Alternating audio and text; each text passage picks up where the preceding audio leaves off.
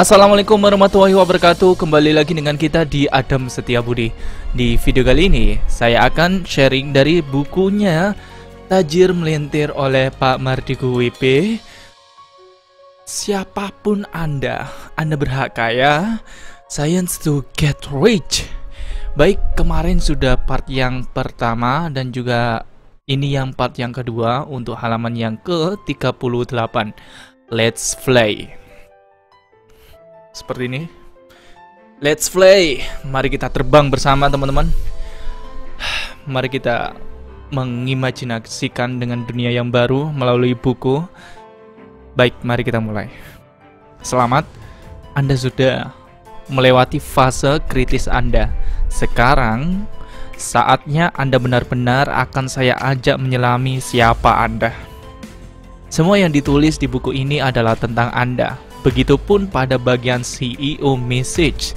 Saya ingin mengajak Anda menyelami cara saya menginspirasi tim saya. Terbanglah, menyusuri kedalaman diri Anda dan jadilah pengusaha luar biasa. Discovering you. Seperti ini Bapak Ibu semua dan teman-teman semua. Discovering you. Penggerak diri, cinta, amarah, dan rasa takut. Terkadang banyak orang di luar sana menghabiskan waktunya sia-sia karena ia tidak mengenal dirinya sendiri. Sehingga waktu yang ia jalani hanya terbuang begitu saja. Ada sebuah teori scarcity atau kelangkaan yang menjadi dasar fear atau rasa takut umat manusia. Scarcity, yakni keterbatasan sumber atau kelangkaan, merupakan driven atau pengendali manusia sejak zaman batu. Karena kelangkaan akan makanan, manusia nomaden bergerak pindah mencari sumber pangan yang baru dan berlimpah. Karena scarcity, manusia akhirnya menemukan api sebagai proses memasak karena keterbatasan makanan segar. Secara psikologis, seluruh umat manusia drivennya atau dorongan hidupnya ada 3 hal, yaitu cinta, amarah, dan rasa takut. Bentar.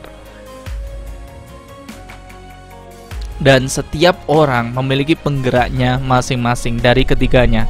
Dengan cinta, dengan amarah, dengan marah maksudnya, dan dengan ketakutan. Karena amarahnya Soekarno, sang bapak bangsa, dia memerdekakan bangsa Indonesia. Karena cintanya Mahatma Gandhi, dia memerdekakan India dari Inggris. Karena rasa takutnya Bill Gates, akhirnya tercipta produk yang saat ini digunakan di seluruh dunia, yaitu platform Windows di komputer. Dalam statistik survei psikologi di dunia ini, 10% manusia digerakkan oleh cinta, 30% oleh amarah, dan 60% oleh rasa takut. Jadi, karena data inilah dunia iklan paling banyak menggunakan platform rasa takut. Bahasa sederhananya, ditakut-takuti. Karena, ya itu tadi, memang 60% manusia digerakkan oleh rasa takut. Itulah mengapa banyak iklan membangkitkan rasa takut. Contohnya, iklan pasta gigi. Kita ditakut-takuti dengan kuman yang menggerogoti gigi. Lalu, ibu sang pahlawan keluarga membelikan pasta gigi sebagai solusi untuk mengatasi rasa takut akan kuman tersebut. Contoh lain, kita juga ditakut-takuti oleh kuman dikala main kotor-kotoran saat pertandingan bola. Lalu ibu menyediakan sabun antiseptik melawan kuman. Contoh lain lagi, kita ditakut-takuti akan dipermalukan dengan ketek bau. Ketakutan tidak mendapat perhatian lawan jenis, lalu menggunakan deodoran.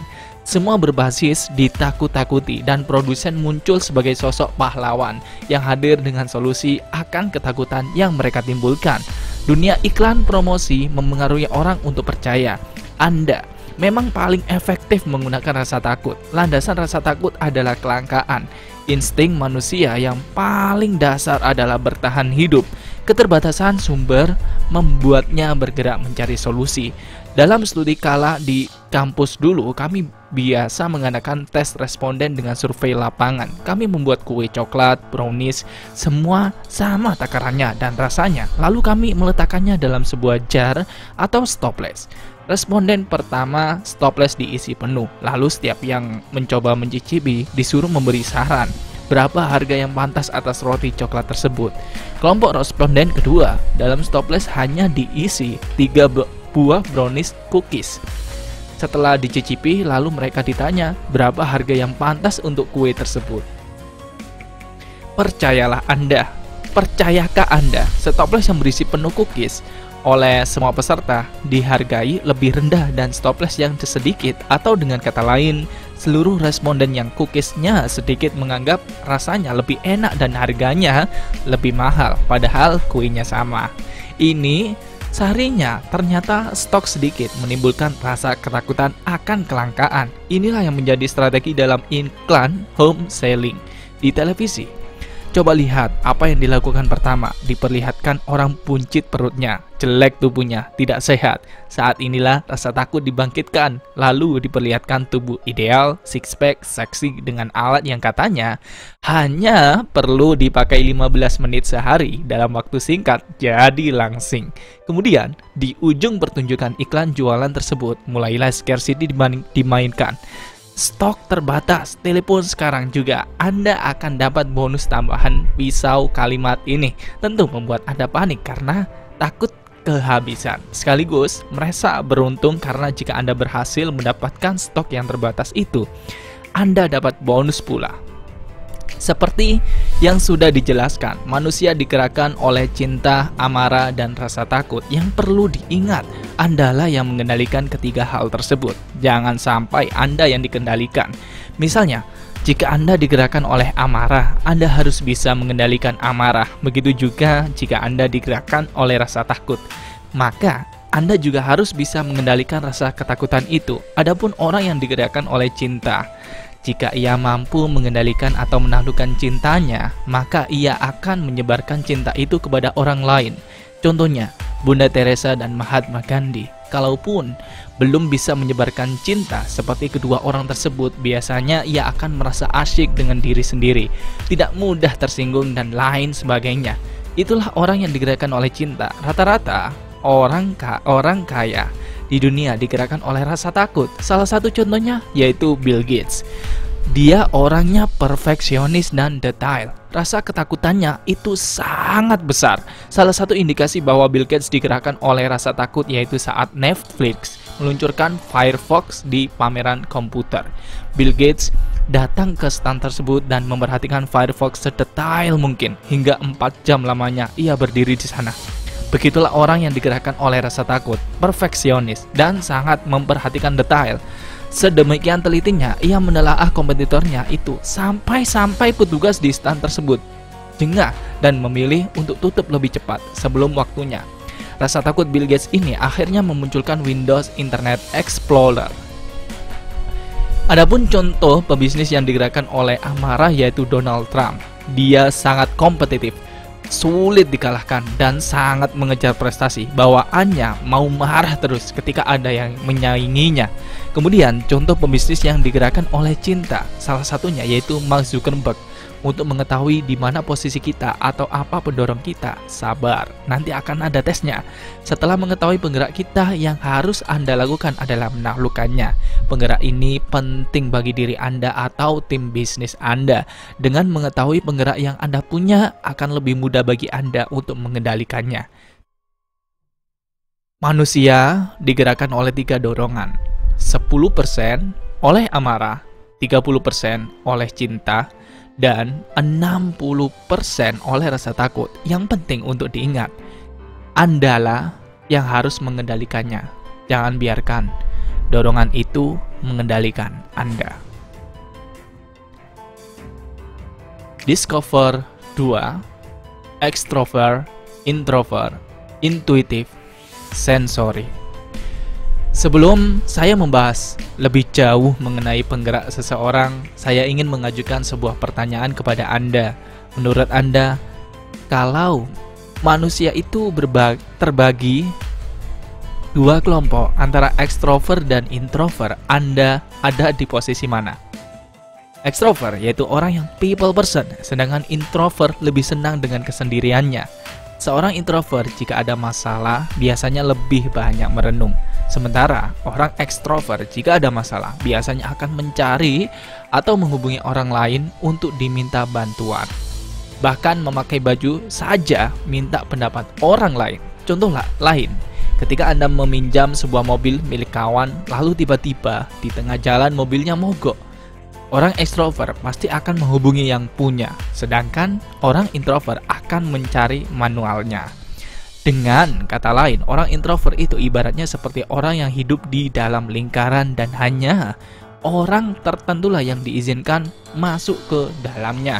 Di sisi lain, orang ekstrovert sangat terbuka terhadap orang lain. Dia lebih mudah membiarkan orang lain masuk ke dalam kehidupannya, sehingga lebih mudah pula baginya untuk masuk ke kehidupan orang lain.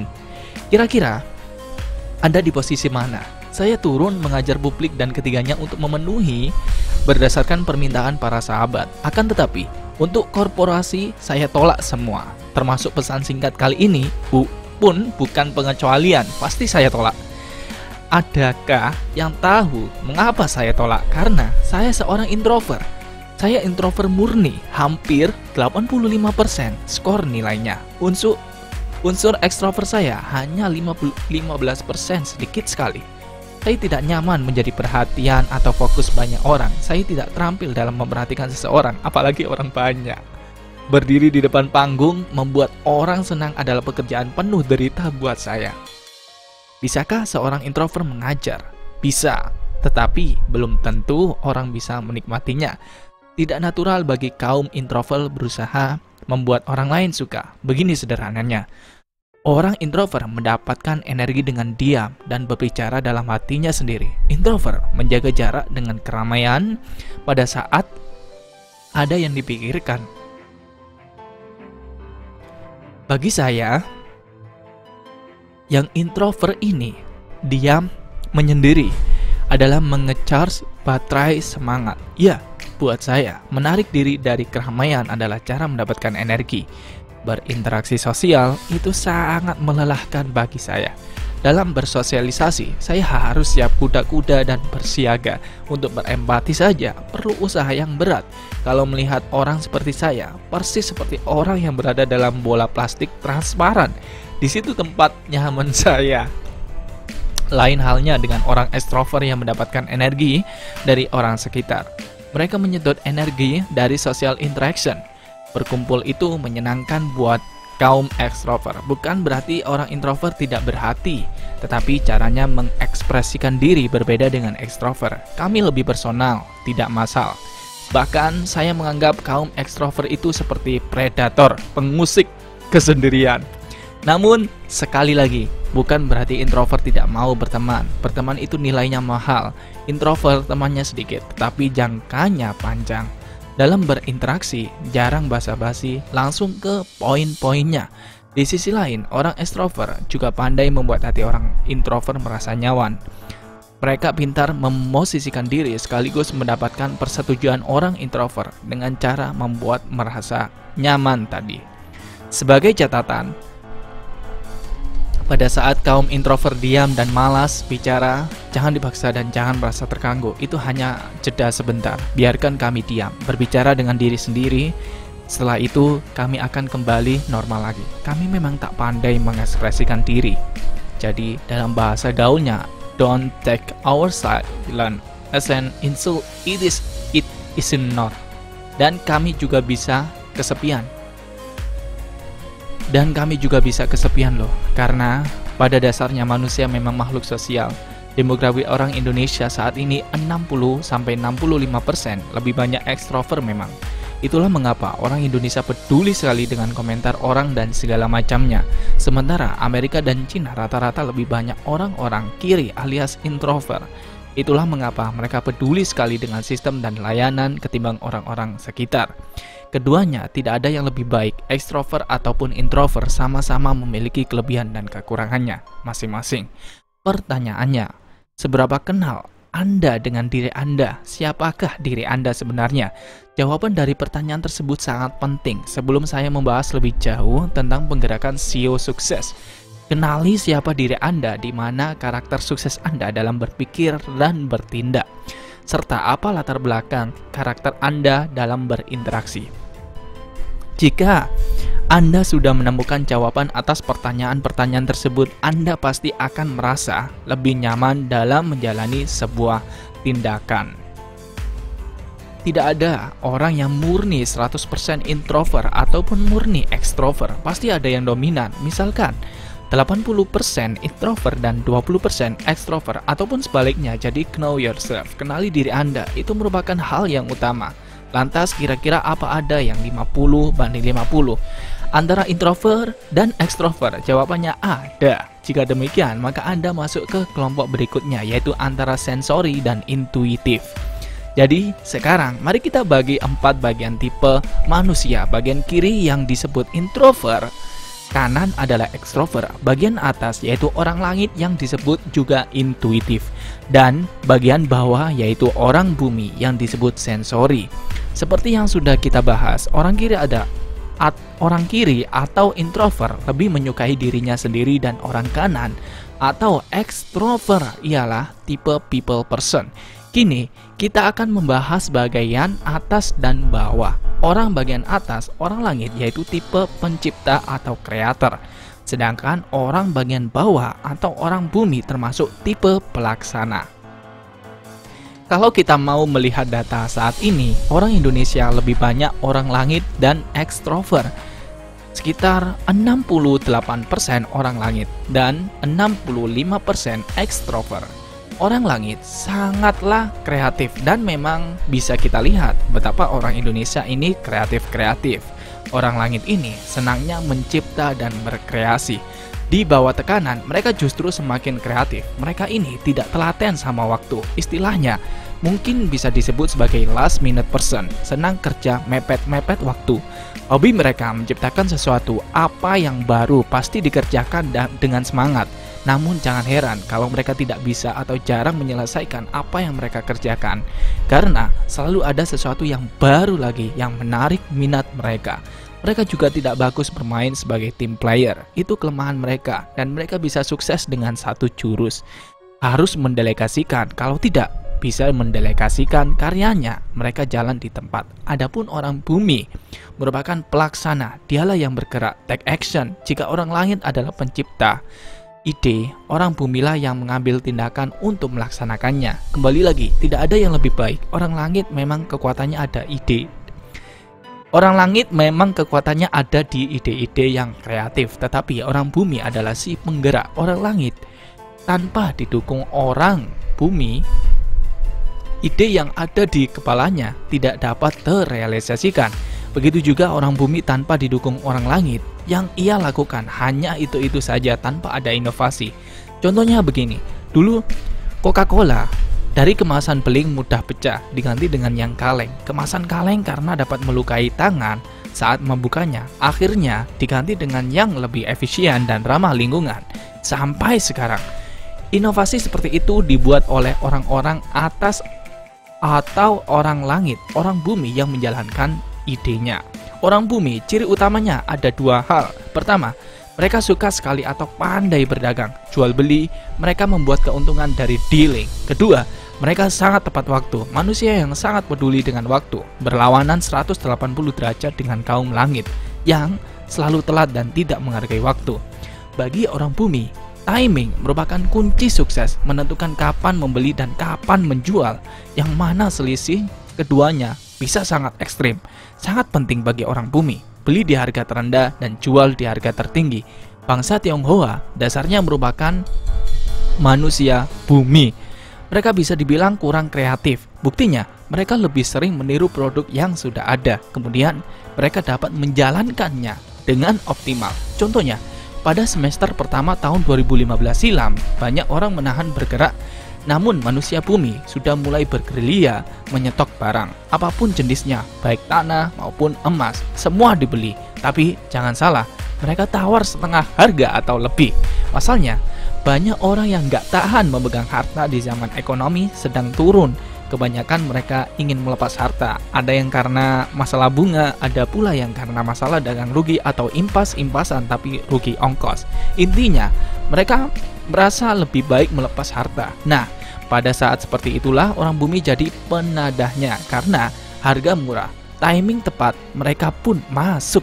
Sementara orang langit di masa seperti ini, mereka akan membuat terobosan inovasi. Begitu kreasi mereka jadi, masa atau waktunya sudah bergeser sehingga produknya mungkin benar. Tetapi waktunya salah. Mereka bekerja karena spontanitas. Ciri mereka adalah salah waktu. Namanya juga doyan menciptakan sesuatu yang baru.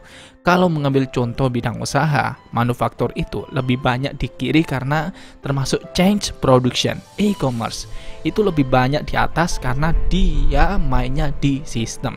Adapun jasa lebih banyak di kanan karena mereka people person. MLM juga kebanyakan orang ekstrovert, orang introvert. Jangan coba-coba main MLM. Bukannya tidak cocok, tetapi tidak natural. Kalau orang bawah itu kebanyakan di saham, trading, bursa efek, kebanyakan mereka main di sana. Selain itu, kalau diambil dari cara bisnis mereka, ada dua tipe lagi. Pertama yang memiliki solvabilitas atau kemampuan memenuhi kewajiban dengan aset. Kedua yang mengandalkan penjualan. Kalau saya termasuk orang yang mengutamakan solvabilitas. Contohnya begini, ada tanah 5 hektar harganya 100.000. Yang 1 hektar saya buat hotel, begitu hotelnya jadi tanah yang 4 hektar, ini naik jadi 1 juta, nilainya jadi naik, tapi jualannya belum ada. Karena saya fokusnya ke solvabilitas atau aset. Nah, biasanya orang-orang yang mementingkan solvabilitas itu orang kiri atau introvert. Dia kuat menahan diri dan menabung. Beda dengan orang kanan yang cenderung tidak kuat menahan uang. Itu sedikitnya bedanya. Saya termasuk orang yang fokus pada solvabilitas, bukan revenue. Keduanya tidak ada yang lebih baik. Tetapi jika Anda tahu siapa diri Anda, saat menjalaninya pun akan natural, dan saya naturalnya seperti itu. Jadi ini ada 4 ya teman-teman. Ada intuitif, langit. Kemudian kalau kanan itu extrovert. Kemudian kalau kiri itu introvert. Kalau bawah itu sensori, bumi. Intuitif, langit itu pencipta ide. Sensori, bumi yang biasa pelaksana. Jadi ada diagramnya seperti ini. Ada 4 kuadran. Baik, kita akan lanjutkan. Kemudian sensori adalah orang yang mengambil keputusan berdasarkan data, sedangkan orang intuitif berdasarkan imajinasi atau intuisinya. Misalkan Anda sedang memilih sebuah baju, Anda tipe orang yang hanya memilih dari segi ukuran, yang penting cocok dengan tubuh Anda, atau Anda termasuk tipe orang yang harus mencobanya terlebih dahulu, baru Anda merasa baju itu cocok buat Anda. Kira-kira Anda tipe yang mana? Jika Anda termasuk tipe orang nomor 2, yaitu harus mencobanya terlebih dahulu, baru menyimpulkan baju itu cocok buat Anda, berarti Anda adalah orang sensori. Karena orang sensori butuh data terlebih dulu, baru menyimpulkan. Adapun orang intuitif tanpa data pun dia masuk.